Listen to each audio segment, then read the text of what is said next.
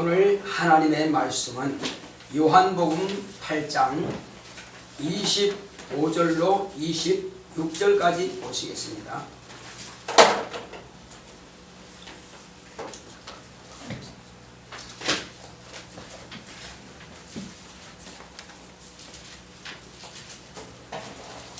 요한복음 8장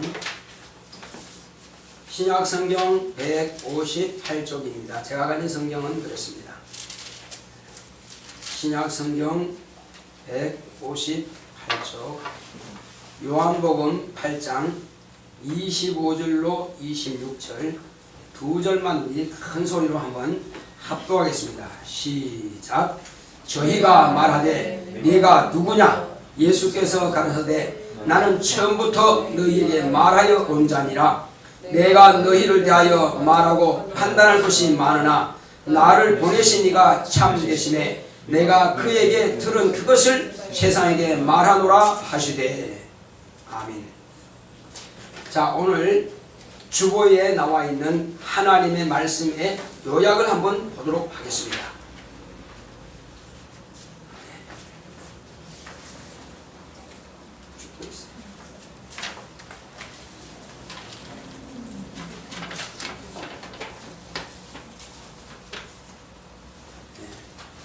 주보에 있는 하나님의 말씀의 요약, 우리 제목부터 큰 소리로 한번 합하도록 하겠습니다. 제목부터 시작.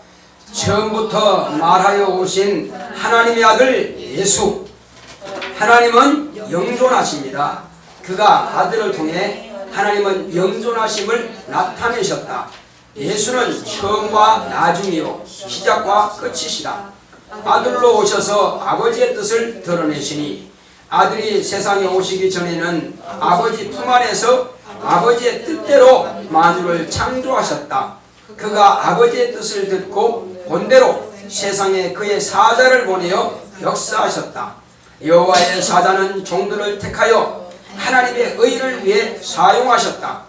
구약에 기록된 모든 말씀은 아버지 품에 계실 때 하신 말씀이므로 아들은 이를 아버지 말씀이라 하신다.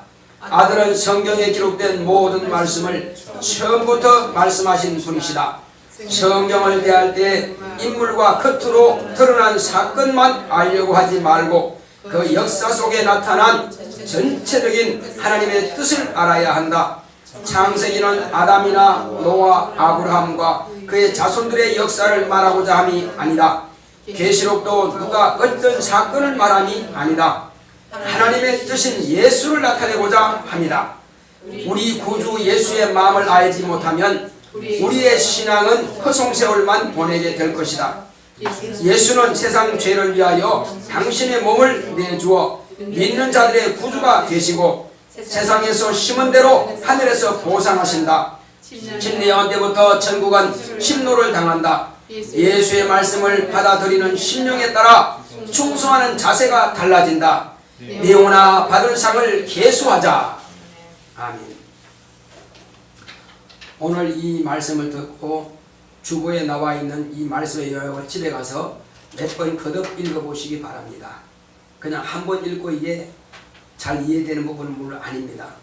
그래서 제가 이 하나님의 말씀을 지금 자세하게 잘 풀어드릴 테니까 여러분들이 잘 들으시고 이해하시면 됩니다. 기억할 수는 없어요. 그냥 납득만 하시면 됩니다. 이해하시면 나중에 이제 또 어떤 일이 있거나 성경 읽을 때에 여러분들에게 도움이 될 것입니다. 자, 하나님은 영존하십니다. 우리 하나님은 영존하신다. 우리 세 번 하겠습니다. 시작. 하나님은 영존하신다. 하나님은 영존하신다. 하나님은 영존하신다. 영존이라 하는 것은 영원히 소멸되지 않고 존재하신다, 그런 뜻입니다. 그러므로 그가 영존하신 하나님께서 이 땅에 아들을 보내주셨는데 아들을 왜 보내주셨느냐? 그 이유가 뭐냐? 그것은 하나님만이 영존하시는 참 신이심을 나타내시려고 아들을 보내주신 것입니다. 그러므로 하나님의 아들이 이 땅에 오시지 않았다면 과연 하나님이 계시는가? 과거에 이적을 보았고 표적을 보았고 기사들을 보았고 음성도 들었는데, 그런데 그건 우리 조상들이 나타나는 일일 뿐이고 오늘 우리는 듣지 못하고 보지 못했으니까 하나님이 계시는가? 그래서 예수님 당시에도 사람들은 하나님이 계시는지 안 계시는지 왔다 갔다 합니다. 그래서 하나님께서는 과거에는 당신이 부리시는 사자를 통해서 이 땅에 나타내 보였습니다. 자, 그렇지만 많은 선자들은 보았고 그 조상 이스라엘 조상 아브라함과 이삭과 야곱은 하나님을 만났을지라도 그 자손들은 만나지 못했다 이거죠. 그러나 이후에 이제 모세를 통해서 하나님을 또 만나게 됩니다. 그러나 모세가 만난 하나님은 누구라 그랬어요? 여호와의 사자라고 이렇게 사도행전은 기록하고 있습니다. 이 바울도 그렇게 이야기했고 스데반도 그렇게 이야기하고 있습니다. 그러니까 사람들이 스데반을 돌로 쳐 죽인 겁니다. 첫째는 바울이 말하기 전에 스데반이 너희 조상 아브라함과 이삭과 야곱의 하나님, 그리고 모세가 만난 그 하나님은 곧 천사의 손을 들어서 이렇게 하나님께서 불꽃 가운데서 나타냈다 이렇게 말하니까는 저놈이 제정신 가진 놈이냐 하고 이 사울이라고 한 청년이 돌로 패 죽인 것입니다. 무슨 소리냐, 하나님을 그렇게 망발하냐 이렇게 함으로 죽였습니다. 자, 그러나 나중에 바울 서신을 쭉 보게 되면은 역시 바울도 그 사실을 인정하게 되는 것입니다. 자, 그렇다면은 우리가 지금 만나고 믿고 있는 이 하나님은 과연 어떤 하나님이냐? 어떤 하나님이냐? 방금 우리가 같이 읽은 것처럼 하나님은 영원히 존재하시는 분이시다. 그런데 하나님께서 그렇게 여호와의 사자를 통해서 하나님을 만나고 나타내 주시고 이스라엘 백성들을 그렇게 많이 만나고 홍해를 가르고 요단강을 가르고 죽은 자를 살리고 다른 표적과 기사와 이적을 보여주셨지만 그러나 그들은 안 믿었어요. 그 당시에는 믿는 것 같고 표적을 볼 때는 하나님이 살아계시다 했다가 몇 년 지나고 나면 그 자손들은 하나님 어디 있냐고 우상을 섬기고 우상을 섬기는 또 하나님으로부터 저주를 받죠. 자, 이런 것이 계속 반복됩니다. 어느 때까지요? 말라기 선지자까지 반복됩니다. 그래서 말라기 선지자 이후부터는 400년 동안이나 하나님의 음성이 없고 선지자도 없고 그래서 하나님 만날 길이 없는 것입니다. 그래서 각각 자기의 소견대로 옳은 대로 나는 이렇게 안식일을 지킬 것이다. 나는 성경을 열심히 읽을 것이다. 나는 율법대로 할 것이다. 나는 열심히 돈 벌어가지고 남들에게 나눠줄 것이다. 그러니까 서기관파, 바리새파, 또 사두개파 이렇게 해서 각각 나눠져서 자기가 마음에 소견하는 대로 그냥 섬기는 것입니다. 자, 그래서 그 시대는 무슨 시대라냐면 암흑시대라고 하는 것입니다. 그 암흑시대는 예언이 없는 선지자가 없는 시대입니다. 그런데 이 400년이 지났는데 어느 날 갑자기 광야에서 소리치는 자가 있습니다. 뭐라고 소리쳤습니까? 회개하라! 회개하라! 회개하라! 이렇게 소리치는 것입니다. 왜 그렇게 소리쳐야 되느냐? 자, 이 침례 요한에 대해서는 성경이 이렇게 말씀하고 있습니다. 아비의 마음을 자식에게로 전달하는 자다. 전달하기 위함이다. 거스리는 자를 의인의 설기에 돌아오게 하는 자다. 이렇게 침례 요한에 대해서 말하고 있습니다. 그러면 과연 침례 요한은 그렇게 했느냐? 못했죠. 만약에 그렇게 말할 수 있다면 침례 요한이 얘기하죠. 그러나 그 일을 진실로 하실 분이 누구냐 이겁니다. 그 일을 진실로 하실 분은 침례 요한이 말했습니다. 네가 그 선지자냐? 네가 그리스도냐? 네가 바로 우리 조상들과 우리 선자들에게 우리 여러 선자들에게 말했던 바로 하나님께서 말씀하신 약속하신 바로 그냐? 물었을 때 아니라 네가 엘리야냐? 아니라. 너는 뭐냐? 나는 광야에 외치는 자리의 소리라. 그럼 너는 뭐라고 하느냐? 나는 물론 너희들에게 침례를 주거니와 내 뒤에 오시는 이는 나보다 능력이 많으시니 나는 감히 그의 신들매를 풀기도 감당치 못하겠노라. 한마디로 신발끈을 풀 때고 덜덜 떨려서 풀지 못한다는 겁니다. 그 정도로 높고 크신 분이라는 겁니다. 그러면 누구를 말하느냐? 아직 너희 가운데 있는데 아직 나타나지 않았다. 그런데 반드시 나타나실 것이다. 기다려라. 그래서 언제까지 기다리냐? 너희들이 회개해야 된다. 어떻게 회개하냐? 회개가 뭐냐 이거죠. 침례 요한이 지금 말하고 있는 회개가 뭐냐? 여러분들은 회개를 뭐라고 합니까? 뭘 회개라고 하는 거예요? 회개라고 하는 것은 돌이킨다는 것이거든요. 지금 내가 가고 있는 이 길이 잘못되었으니 돌이켜라. 그래서 침례 요한이 회개하라 하는 것은 너희들 스스로가 안식일 잘 지켜서 뭔가 의인 되려고 하고 율법을 잘 지켜서 의인 되려고 하고 남들에게 많이 돈 벌어하고 베풀어주고 나누어줘서 의인이 되려고 하고 그렇게 하는 것을 오해를 고쳐라. 그렇게 의인 될 것 같으면 하나님께서 메시아를 보내라고 약속을 하지 않으셨을 것이다. 그렇게는 의인 될 수가 없으니 너희들은 돌이켜라. 어떻게 돌이켰냐? 내게서 와서 침례를 받고 너는 회개에 합당한 열매를 맺어라. 그것은 침례받고 물에서 올라오면서 나는 의인이 아니라 나는 죄인입니다 하는 것을 깨달으라는 것입니다. 침례 요한이 외친 회개하라는 죄인임을 깨닫는 침례입니다. 자, 그래서 바리새인이라든지 율법사라든지 서기관이라든지 이 사람들은 침례 안 받았어요. 왜 안 받느냐? 나는 이렇게 해서 의인 됐는데 뭘 또 이렇게 뭐 더 필요하냐? 나는 의인 됐는데. 그래서 아무도 침례 안 받았어요. 예수님께서는 거기다가 꾸짖으신 겁니다. 이 독사의 자식들아, 어찌하여 임박한 진노를 피하느냐? 예수님의 입에서 독사의 자식이라고 합니다. 독사가 뭡니까? 살모사, 자기 어머니를 물어 죽이는 뱀입니다. 그러니까 너희도 그 살모사처럼 하나님의 은혜를 변방당할 것이다. 그렇습니다. 그들을 통해서 하나님의 아들을 죽였습니다. 그래서 그들은 확신의 살모사가 맞습니다. 그러면 살모사 자식, 그러면 그 의미는 뭡니까? 살모사죠. 그 의미는 사단이 말한 것이고 마귀를 말한 것입니다. 너희는 마귀의 자식이다. 그러므로 이와 같이 행위를 하느니라. 마귀니까는 나를 죽이려 하는도다. 그렇습니다. 결국 예수님을 죽였죠.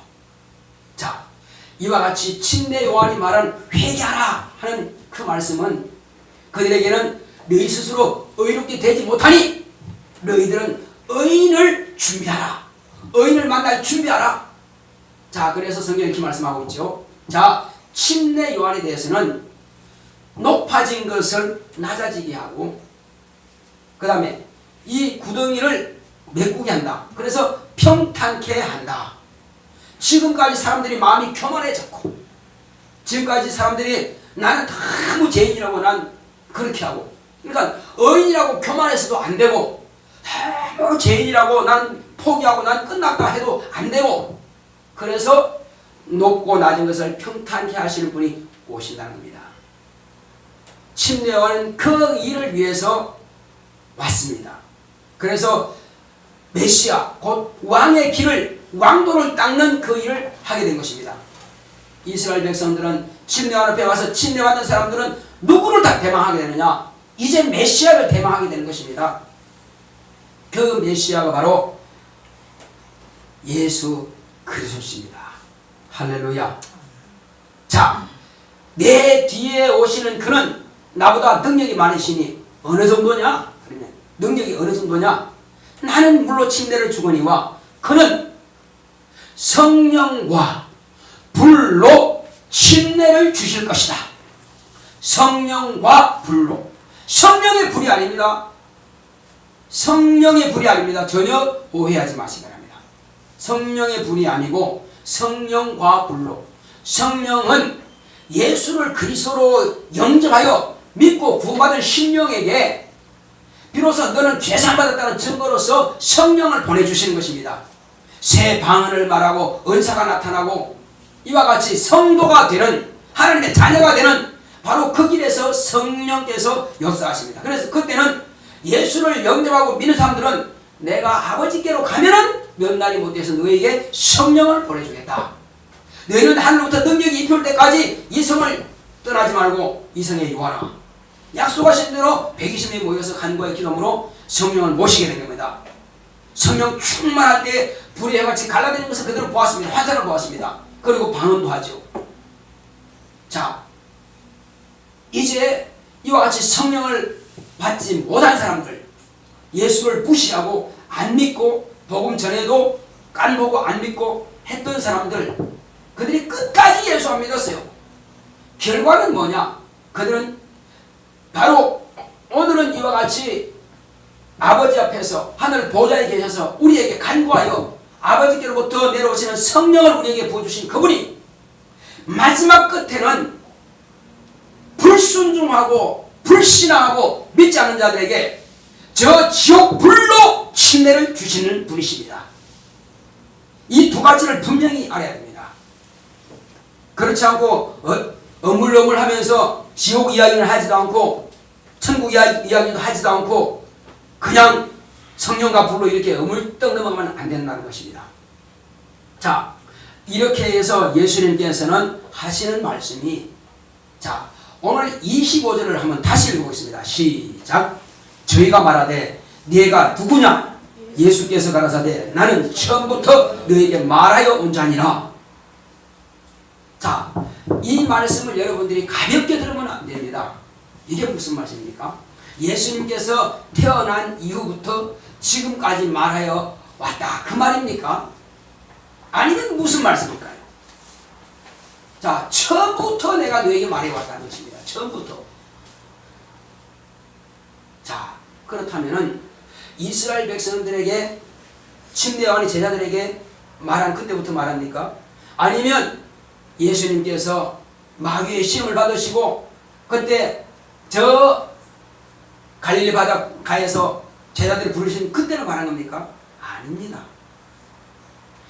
그 이전, 예수님께서 세상에 오시기 이전부터 말하여 온 자를 말씀하시는 것입니다. 그래서 이것은 무게 있게 들어야 되고 깊이 있게 들어야 되고 폭이 넓게 들어야 됩니다. 이 땅의 사건으로만 우리가 듣는다면 예수님을 다 이해할 수가 없습니다. 예수님은 이 세상에 오시기 전부터 아버지 품 안에 계실 때부터 말하여 오신 분이십니다. 아니, 그분이 태어나지도 않는데 어떻게 말해요? 우리 인간과 같은 위치로 여러분 생각하면은 하나님을 알 수가 없습니다. 우리 인간은 출생할 때 비로소 모친의 폐 10달 동안 자라서 생겨가지고 나오지만 예수님은 언제부터 계셨습니까? 자, 여러분, 예수님이 언제부터 계셨어요? 그것부터 한번 여쭤보겠습니다. 예수님이 계신 때는 언제부터 계셨어요? 예. 창세 전입니까? 창세 이후입니까? 창세 전물이죠. 그렇습니다. 그것을 정확하게 한번 보겠습니다. 우리 요한복음 1장 1절에서 3절까지 보겠습니다. 요한복음 1장 1절에서 5절까지 보겠습니다.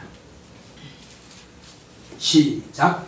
태초에 말씀이 계시니라. 이 말씀이 하나님과 함께 계셨으니 이 말씀은 곧 하나님이시니라. 그가 태초에 하나님과 함께 계셨고 만물이 그로 말미암아 지은 바 되었으니 지은 것이 하나도 그가 없이는 된 것이 없느니라. 그 안에 생명이 있었으니 이 생명은 사람들의 빛이라. 빛이 어둠에 빛이 돼 어둠이 깨닫지 못하더라. 여기에 1장 1절과 2절에 나온 태초라고 하는 그 태초는 언제를 말하는 거냐 이겁니다. 천지 만물을 창조하실 때에 하나님이 태초에 천지를 창조하시니라. 그때 태초입니까? 아니면 하나님의 태초입니까? 예. 우린 그걸 분명히 알아야 돼요. 만물의 태초는 저와 여러분의 태초가 되는 것입니다. 우리 조상의 태초가 되는 것입니다. 그러나 여기에 요한복음 1장 1절에서 2절까지 나온 이 태초라고 하는 말씀은 곧 하나님의 태초입니다. 자, 우리가 이 요약을 보게 되면 하나님은 영존하십니다. 나와 있죠. 영원히 존재하는데 그 존재가 언제냐? 피조물들은 알 수가 없습니다. 영원 전부터 영원히 존재하신 분이십니다. 끝이 없다 이겁니다. 그래서 예수님께서 하신 말씀은 자 뭐라고 하십니까?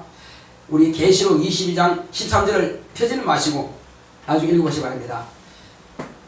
나는 알파와 오메가요 처음과 나중이요 시작과 끝이라 하신 겁니다.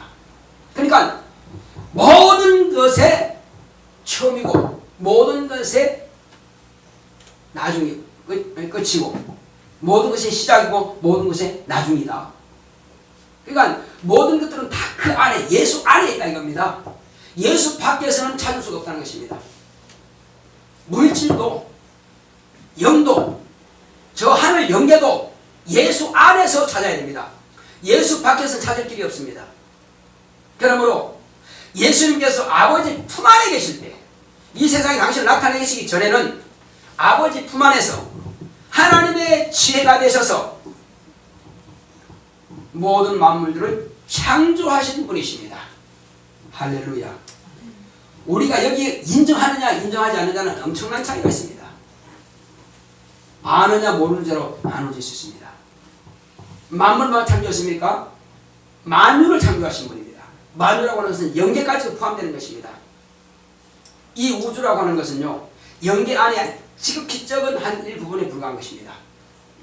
이 우주는 아들이 말씀이 육신이 되는 바로 말씀이 하나님의 도가 몸이 되는 하나의 과정을 위해서 우리가 집에 가면 문에 들어가자마자 옷 갈아입죠. 옷 갈아입는 것처럼 도성인신이라고 하는 겁니다. 하나님의 도가 몸이 된다 해서 그래서 하나님의 아들이 이 땅에 나타나시는 그 일을 위해서 우주가 필요했던 것입니다. 물질이 필요했던 것입니다. 그래서 이 물질 안에 예수님께서는 비로소 오셔서 당신이 이와 같이 몸이 되시고 여기에서 하나님 아버지의 뜻을 이루어 가는 것입니다. 당신이 몸이 되는 것도 아버지의 뜻이고 여기서 이제 마귀를 심판하시는 것도 뜻이고 그리고 우리 인간을 구원하신 것도 아버지의 뜻이다 이거죠. 아버지의 뜻은 나를 인하여 나를 보고 믿는 자마다 구원을 얻게 하는 것이다. 그러니까 예수를 보고 믿는 자마다 구원을 얻게 하는 것입니다. 할렐루야. 네. 그것이 가장 중요하다 이거죠. 우리 인간에게는 그게 가장 중요합니다. 마귀는 하나님은 얼마든지 형벌하려면 형벌할 수 있습니다. 꼭 그렇게 고난받아야 됩니까? 아닙니다. 이 고난의 죽음이라고 하는 것은요 하나님께서 말씀해 놓으시기 때문에 고난을 안 받을 수 없습니다. 하나님께서 뭐라고 말씀하실까요? 우리 조상 아담에게 먹는 날에는 정령 죽으리라 하셨으니 안 죽을 수가 없다 이거죠. 하나님의 말씀은 어길 수가 없다 이거죠. 하나님은 두 가지 못하는 것이 있습니다. 뭐가 못하죠? 하나는 거짓말 못하고 하나는 변할 수 없고 두 가지 못합니다. 그러므로 여기에 죽으리라 하셨으니 안 죽을 수가 없다 이겁니다. 그런데 죽는다고 하는 것은요 사람이 한 번 죽는 것은 정한 것이요 후에는 뭐가 있다고 그랬어요? 심판이 있으리니 이 심판을 받고 형벌을 받는 것을 죽는다는 것입니다. 근데 인간에게 죽는다 말씀하시는 너는 불못에 들어간다 그런 의미가 있는 것입니다. 육체 죽으면 누구나 다 죽게 돼 있어요. 그럼 육체 죽음을 의미하는 것이 아니라 이 불못에 들어가는 그 죽음을 면할 수 있는 길이 있느냐 이거죠. 하나님께서는 이미 그때에 창세기 그때에 범죄했을 때에 바로 그는 뱀의 머리를 상하게 한다 말씀하셨고 또 뱀은 여자의 후손을 발꿈치 상하게 한다고 말씀하시므로 예수님께서 당하실 고난을 다 이미 말씀해 놓으셨다 이거죠. 왜? 인간을 구원하는 방법은 이 방법밖에 없다. 가장 잔인한 죽음을 죽임 당하심을 통해서 온 세상이 그 은혜에 눈물 흘리지 않을 수 없고 그 은혜 앞에 무릎 꿇지 않을 수 없다 이겁니다. 모든 무릎을 예수님에 꿇게 하는 방법인 것입니다. 그래서 세상의 어떤 종교 교주도 예수님처럼 자기가 믿는 자들을 위해서 그렇게 잔인한 죽임을 당한 적은 없습니다. 그리고 뿐만 아니죠. 어떤 교주도 다시 부활하신 적이 없다 이겁니다. 오직 하나님 아들 오신 예수님만이 부활하신 분입니다. 왜? 그분은 영원 전부터 아버지 품 안에 계신 분이고 이 땅에 나타나셨고 죽음을 당했을지라도 그는 썩지 않는 몸입니다. 그래서 다시 하나님 아버지께서 그를 살리신 겁니다. 부활하신 겁니다. 자, 이것은 너희도 나처럼 부활한다고 하는 것을 보여주신 것입니다. 그래서 예수님은 부활의 첫 열매가 되는 것이고 저와 여러분은 이와 같이 부활한다고 하는 것을 예수님께서 보여주신 것입니다. 자, 이와 같이 저와 여러분들은 예수님께서 말씀하신 것을 확실하게 이제 알게 된 것입니다. 우리는 반드시 부활하게 되어 있다. 그리고 이제 예수님께서 아버지 품에 계실 때는 처음부터 너에게 말하여 온 자라 하신 것은 저 영계 하늘도 창조하실 뿐 아니라 이 만물도 물질계도 다 창조하셨고 우리 인간도 그리고 풀과 나무와 초목과 이런 것들도 다 그분이 아버지 품 안에 계시면서 창조하신 겁니다. 그때 명령하시고 말씀하신 것입니다. 예를 들면 그때 흙으로 사람을 지으시되 남자와 여자를 지으시고 자 그들에게 너희는 생육하고 번성하여 땅에 충만하라. 그리고 너희들은 모든 만물들을 다스리고 정복하라 말씀하신 것입니다. 이것을 복으로 명하신 겁니다. 그리고 이와 같이 창세기 2장 7절에도 말씀하신 것처럼 자 생기를 하나님께서 그 혀에 불어넣으시고 사람이 생명이 되게 하셨습니다. 그리고 거기는 이제 먹지 말라는 명령까지 하신 겁니다. 이 모든 과정들은 누가 하셨느냐? 아버지 품 안에 계시던 하나님의 아들이 그의 사자를 통해서 말씀하신 겁니다. 여호와의 사자, 곧 하나님을 통해서 말씀하신 것입니다. 그래서 나는 처음부터 말하여 온 자라고 바로 그때를 말씀하신 것입니다. 우리가 이것을 잘 알아야 됩니다. 그러므로서 예수님은 영원전부터 아버지 품 안에 계셔서 만물을 창조하시는 조물주로서 창조하셨고 그리고 이제 율법을 명하실 때도 여호와의 사자를 통해서 예수님은 아버지 품 안에 계실 때에 당신께서 세상에 오셔서 하실 모든 과정들을 다 말씀해 놓으신 것입니다.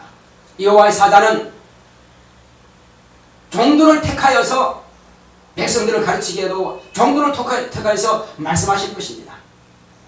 그래서 이제 하나님께서는 이와 같이 우리 인간에게 아버지께서는 모든 뜻을 작정하셨지만 아들은 아버지께서 작정하신 대로 천지와 만물을 다 창조하셨고 그리고 명령하시고 첫 언약과 새 언약까지도 다 그분이 명령하시고 말씀하시고 오늘날 가시고 난 이후부터 지금도 심판 때까지 계속 그분은 말씀하시는 것입니다. 과거에는 선지자를 통해서 말씀하시면은 자 모세 오경만 끝난 거 아니죠. 모세를 통해서도 십계명을 친수로 새기셨고 말씀하셨지만은 이제 또 다윗과 여러 선지자를 통해서도 예언을 말씀하셨습니다. 그럼 오늘은요? 오늘도 마찬가지죠. 제가 성경만 읽고 있는 건 아니죠. 그죠? 내가 쓰고 있는 것도 아니잖아요. 그때마다 하나님께서 성령으로 당신의 쓰시는 종들의 입을 통해서 교회를 양육하게 하신 겁니다. 교회를 가르치게 하신 겁니다. 오늘 이 자리에 누가 왔느냐에 따라서 그 말씀은 달라지는 것입니다. 일부 예배 때하고 지금하고는 또 예배가 말씀이 달라지는 거예요. 왜 그러냐면 이것은 내 원대로 하는 것이 아니라 내 안에 계시는 성령께서 친히 가르치신단 말이에요.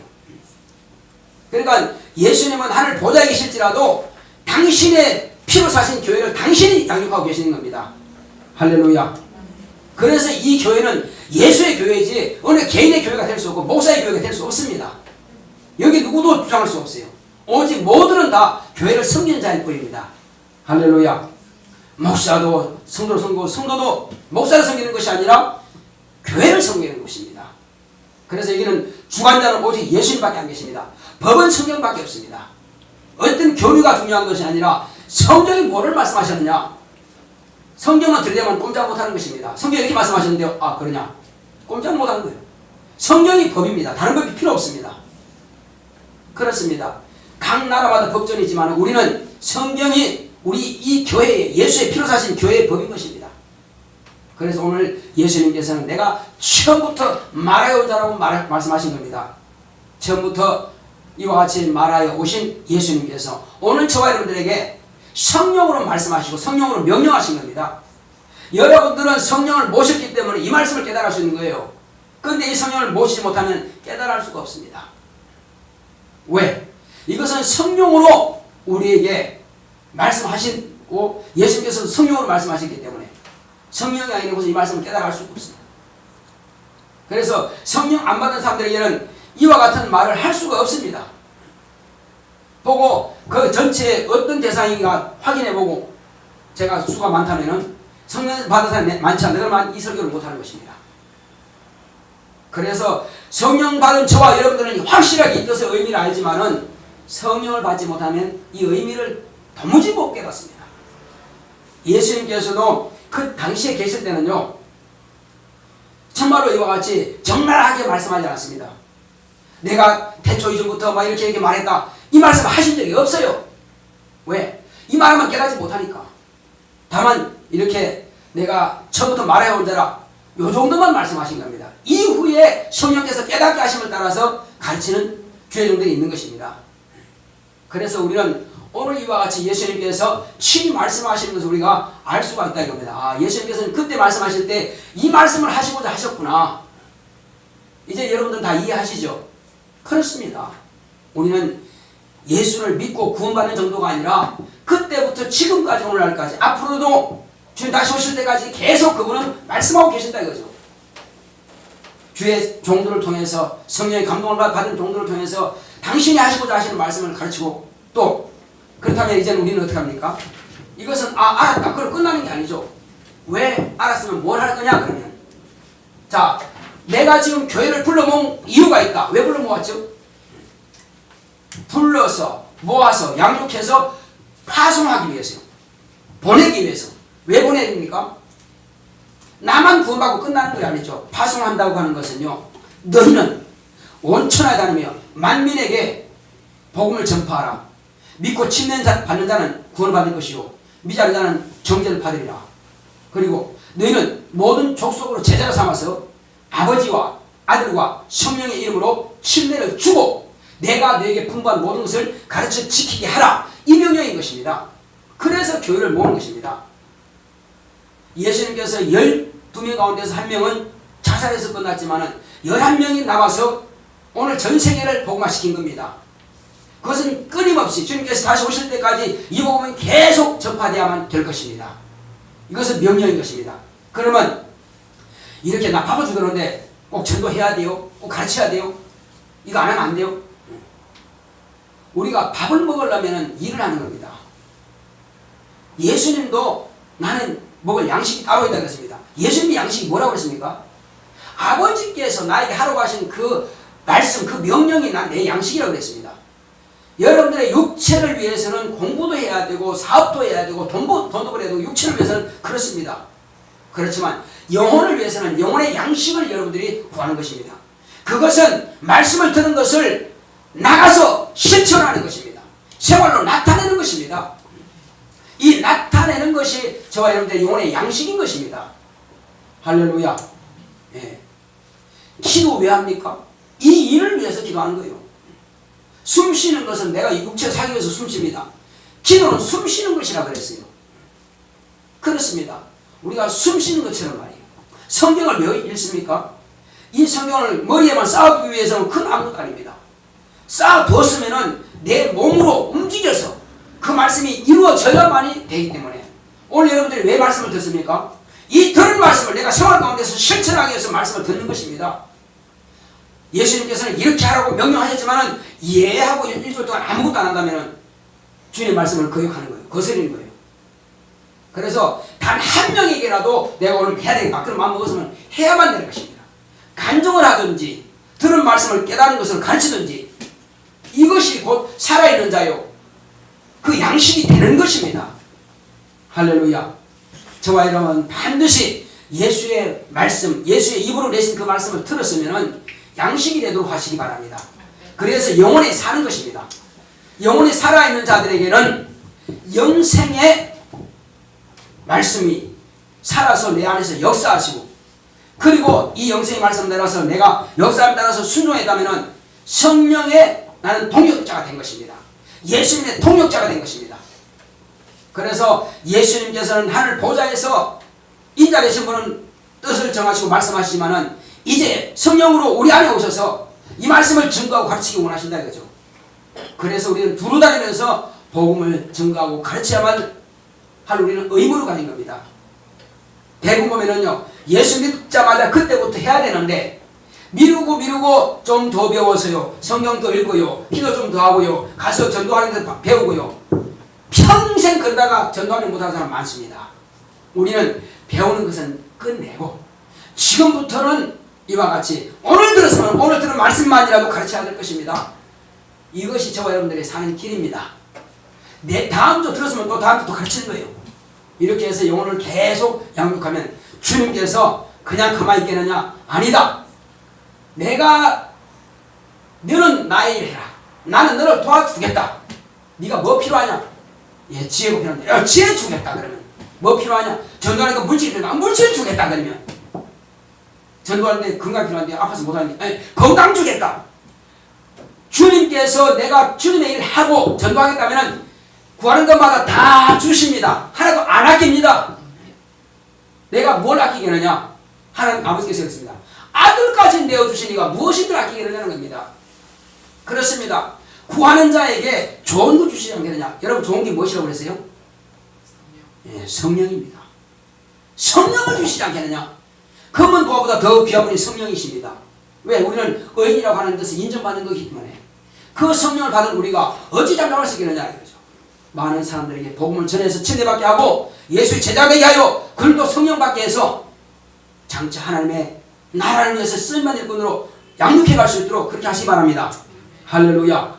이것은 주님의 명령입니다. 해도 되고 안 해도 되고 되는 거 아니에요. 반드시 해야만 될 것입니다. 그래서 우리는 충성을 다하는 저희들 되시기를 예수 이름으로 축원합니다. 죽도록 충성하라. 그러면 생명의 멸종을 내게 주리라. 이 땅에서 심은 대로 저 하늘에서 받을 것입니다. 기도하겠습니다. 기도하실 때 주여 나로 하여금 죽도록 충성하여 생명의 멸종을 얻어갈 수 있도록 나를 쓰시옵소서. 내가 주님 앞에 쓰임받기만 당할 수가 있습니다.